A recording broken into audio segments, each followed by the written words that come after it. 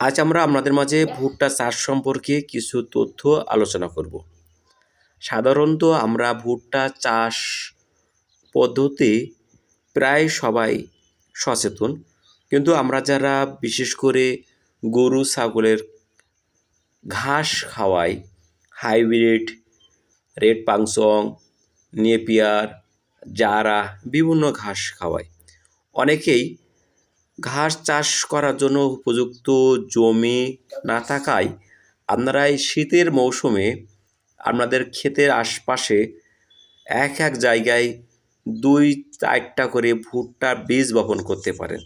সেখান থেকে একাধিক ভুট্টা গাছ হলে আপনি 2-1টি ভুট্টা গাছ ফলন আসার আগে মাঝে মাঝে কেটে আপনার প্রিয় ছাগলকে বা গাভী বা বকনাকে খাওয়াতে পারেন।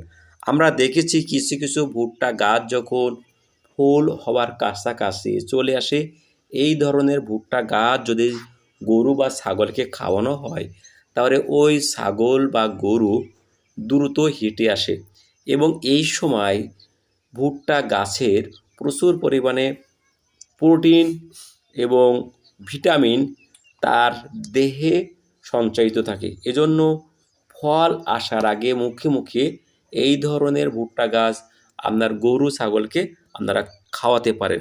বিশেষ করে শীতের মৌসুমে আমরা আলু, কপি, টমেটো বিভিন্ন চাষের পাশাপাশি ফাঁকে, আলির ফাঁকে, পিলির ফাঁকে 2টো করে ভুট্টা গাছ লাগাতে পারি।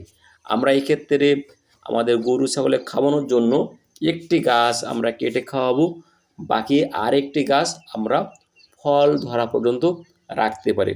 পরবর্তীতে ওই গাছ যখন ফলন হবে আমরা ভেঙে আমরা গুঁড়া করে আমাদের গরুকে খাওয়াবো।